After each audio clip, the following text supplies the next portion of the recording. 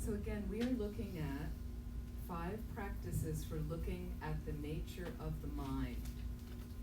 We've looked at 4 of them. This is for looking at the nature of the mind. The 5th one is looking at the settled and moving minds together. A little bit harder. When the mind is still, one looks at that, and when the mind is in motion, one looks at that. You investigate whether these 2 stages are the same or different, with questions such as, if they're the same, what do they have in common? If they're different, what are the differences? Again, there's no right or wrong with it. It's just about observation of you getting familiar with your mind.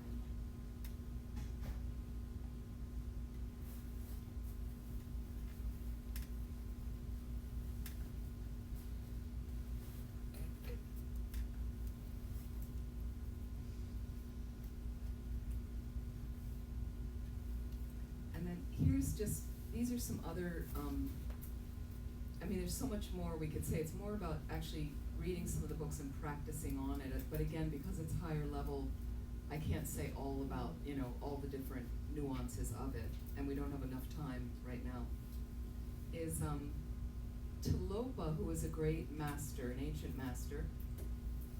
And I think I always get them somewhat wrong, but Milarepa's teacher was Marpa, who was a lay person and incredible manifestation of a being. I sometimes think Lama Zopa Rinpoche is a reincarnation of Marpa. Very interested in a student going through incredible austerities to purify negativities and reach enlightenment, if they see they have a worthy disciple. I think Marpa's teacher was Tilopa. I'm not sure if I got that right, but I think they're in the... Naropa. Oh, Marpa's teacher was Naropa, and then Naropa's teacher was Tilopa? Okay, thank you. Yeah, that's the lineage of the Kagyu tradition, generally. Tilopa, Naropa, Marpa, Milarepa. Don't worry if you don't remember those names. It's okay. Just to give you, I'm not great with history, but I managed to get, okay. I know the names, I just don't know how to meditate. Right, okay. This is Tilopa's 6 words of advice. Because again, Mahamudra mostly based from the Kagyu tradition, but all the lineages have some kind of exercise in this, but what we're more familiar with is from the Kagyu tradition. And it's nice to think about ways of sitting with the mind, because we are an overactive culture. It's almost the opposite of what we're doing in our culture. So these are some things that may help you in general with your meditation, okay? And this is kind of a short literal translation of Tilopa's words and kind of what is he talking about, okay? One is, don't recall. Don't recall. What does he mean? Let go of what has passed. Mm-hmm. Very helpful. We ruminate. We ruminate. So again, if I can quote from Jill Bolt Taylor, a neuroscientist, in her book, My Stroke of Insight, after she had a stroke, and she talks about how certain neurological function, how long it takes the thought to move through your brain system. This is the brain now, physical. How long it takes one particular complete thought to move through the neurological activity. Roughly, how long? Guess? 90 seconds. 90 seconds. 90 seconds, okay? That's it. But what we do is, you have a negative thing arise neurologically. Negative thought gets activated, which is from the mind, that then allows the neurological activity to take place. And I do something wrong, okay? And then the 90 seconds is done, but I carry it on and on and on. On, and I'm horrible, and I'm terrible, and I feel guilty, and and now I have a big trench of that. This is him, Tilopa, don't recall.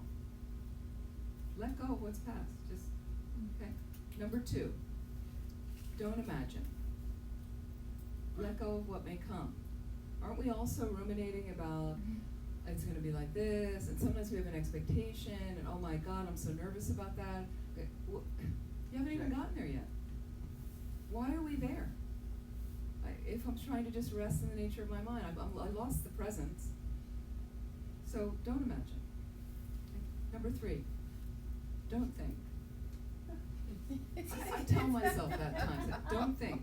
Okay, let go of what is happening right now. Sometimes you're in the middle of a heavy affliction. In the middle of a heavy affliction, and I am gripping, hanging on to it more, solidifying it. This is all there is. Everybody hates me. She's not here today, so I can pick on her. I'm not going to say her name. A woman who's wonderful, very sweet, very diligent, and she's come to several classes. And there was a class I kind of picked on her and brought something up of something she had done, but not in a bad way. And what happened is it really stuck with her. It was really about her reputation. It was about her. I mean, I wasn't attacking her, but I was just pointing something out. But it brought up reputation for her, what people think of her, how she is viewed, and that's the big one for all of us. She's no different than the rest of us. So this happened ages ago, but we talked the other day, and that came up again, because that's a big one. So as it was happening, it's like, it's happening, so don't think. Stop thinking. I have times with myself, if I notice some anxiety, or when I particularly was running centers, the stress of it, and I just would overthink, and it's like, I'd say to myself, stop thinking. Just cut the habit, okay? Number 4, don't examine. This is about don't try to figure anything out. Already with 4, we're so spacious and free, right? Don't try to figure anything out. I'm not talking about daily practical life, but just in general, when I notice my mind is doing something, right? For a moment, don't examine, just don't try to figure it out. I can just let things be. I can just let things be.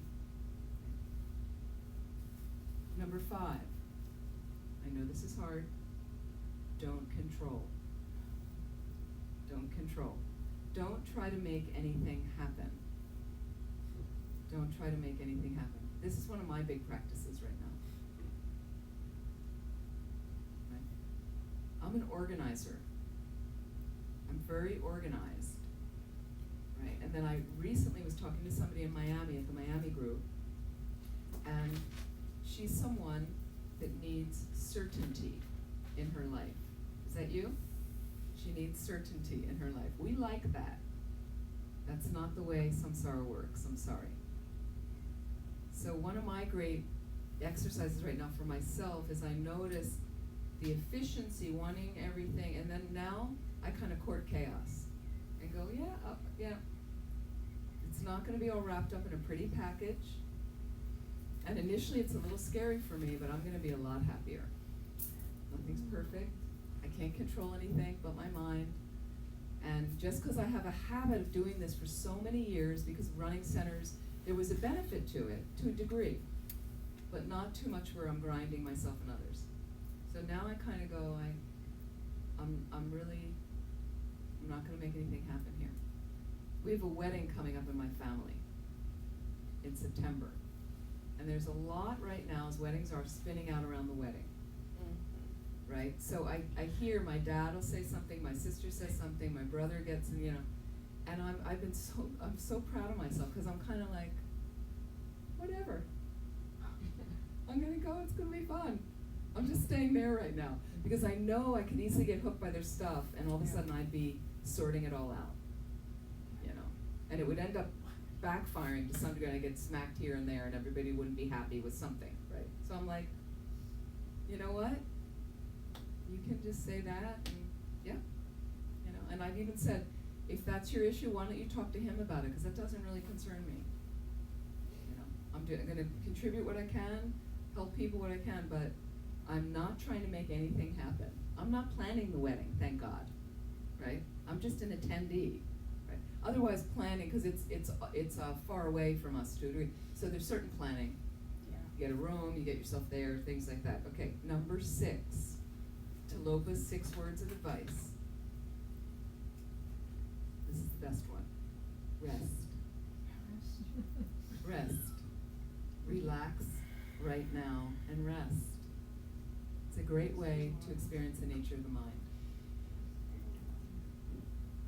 You're just resting with what is, and suddenly, when you're least expecting it, not looking, the mind appears.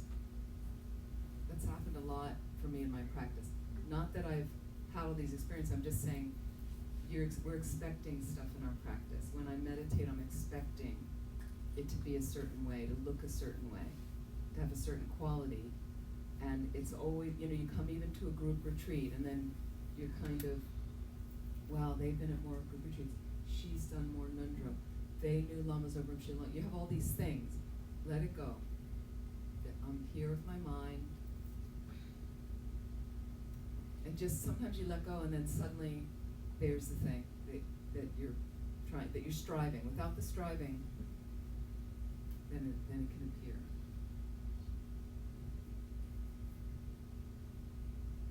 Any questions, comments? Just a few things about Mahamudra. I'm sorry it's a little bit short, but just to give you a taste of a few ideas. Any other questions, comments? Yes.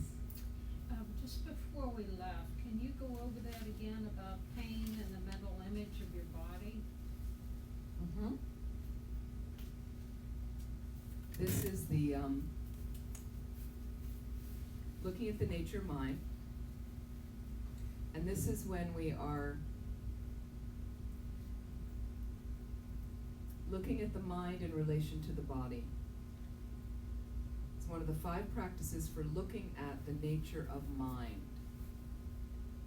Looking at the mind in relation to the body, one investigates questions such as, what is the mind? What is the body? Is the body our sensations? What is the relation of our sensations to our mental image of the body? And what I think is interesting is the body our sensations? Okay, so you've got a physical thing going on here that's the body. This. But then a sensation comes up. Buddhism says the sensation comes from your mind. But that mind experience comes in relation to the body and has an effect on it. It's a great way to manage chronic pain. And I've done meditations with people of, the mind being connected to the body to some degree, but it's separate from the body. And they've been able to shift pain and move it around the body, decrease it, change its shape and things like that. But it's the mind that comes in contact based on the karmic seeds in the mind. It depends on how you're going to experience the sensation. There will be a physiological reaction in the body to some degree. But that's how lamas, by working with the levels of their mind, can change things in their body, and you can do it as well based on realizations. I witnessed Kirti Senchab Rinpoche, the lama I traveled with for a couple years. He's a great master. My cousin, who was a doctor, took his blood pressure once. I was there in that. He had high blood pressure. He seemed to suffer or have a manifestation of high blood pressure, and then he took medicine for it. So before he took the medicine, before he was on the medicine, my cousin came to check and was a doctor. There he was, and I saw the gauge. Now, I didn't hear it, but I saw the gauge and saw and my cousin said, and then I said, what is it? My cousin said, it's this. Then he took his other arm, right in sequence. Then he went back and took the other arm again. And so this arm was high. He went back to this arm. Are you okay? And the blood pressure dropped significantly. Then he took this arm again, and it had dropped significantly. My cousin wasn't getting any high reading, right? And then I kind of looked, and first we were alarmed because it was very high. And then I saw and he goes, oh, my cousin's, good. He knows what he's doing with the blood pressure. And I looked over at Rinpoche in the chair, sitting at one point, right? And then he gave me this look, this little twinkle in his eye, like, Like he totally was manipulating the whole thing. I had no question about it. So it's why great meditators, when they, some of the ones that were in Tibet in prison with freezing cold in some of the prisons, and they could work with completion stage practices like Tumo, and regulate their body temperature. Mind over body. You can do that as well. It's possible. So again, is the sensation of the body, how's that working? Is it in the body? Or does it originate in the mind? And Buddhism would say it originates in the mind, but there will be a physiological reaction or experience. That's how your mind does affect. You notice if you get really stressed, the body suddenly, you know, some problem with my stomach, I get tight here, how people have heart attacks. Enormous stress and suddenly they have a heart attack. So of course it has an effect. Of course it has an effect. Which is why we'd like to understand how our mind works better and to keep it in a nice, spacious, relaxed place. Anything else? Any other? Anyway, I hope this has been helpful.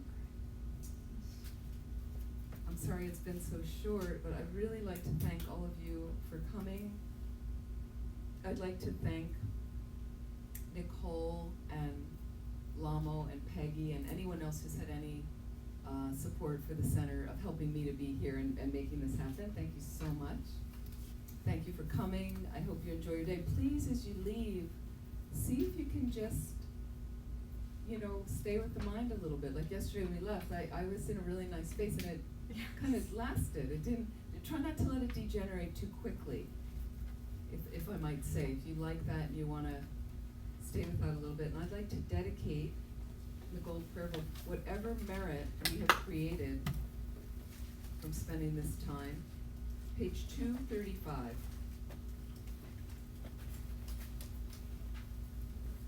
And really, thank you for your great effort. Really nice group of people to sit with. Really enjoyed this weekend. I'd like to take any positive energy we've invested from this time and help it to inspire a consistent, rich practice for ourselves that we can progress along, to understand the nature of our minds, to be able to clear out unhealthy patterns and enhance positive qualities and experiences that will help us get enlightened quickly so we can benefit all others. Let's read these in English. Due to the merits of these virtuous actions, may I quickly attain the state of Guru Buddha and lead all living beings without exception into that enlightened state. May the supreme jewel bodhicitta that has not arisen arise and grow. May that which has arisen not diminish, but increase more and more. Just as the brave Manjushri and Samantabhadra too realize things as they are, I do dedicate all these merits in the best way that I may follow their perfect example. Page 244, the short, long life prayers for His Holiness the Dalai Lama and Lama Zopa Rinpoche. In the land encircled by snow mountains, you are the source of all happiness and good. All powerful Chinrese Tenzin Gyatso, please remain until samsara ends. You who uphold the subduer's moral way, who serve as the bountiful bearer of all, sustaining, preserving, and spreading Manjunath's victorious doctrine, who masterfully accomplish magnificent prayers honoring the three jewels, Savior of myself and others, your disciples, please, please live long. I'd like to dedicate for peace on our planet instantly, and for anyone needing additional healing right now, may they receive it instantly, completely. For anyone who's recently passed away, may they have a great rebirth quickly to get enlightened to benefit all others. Thank you very much. Thank you.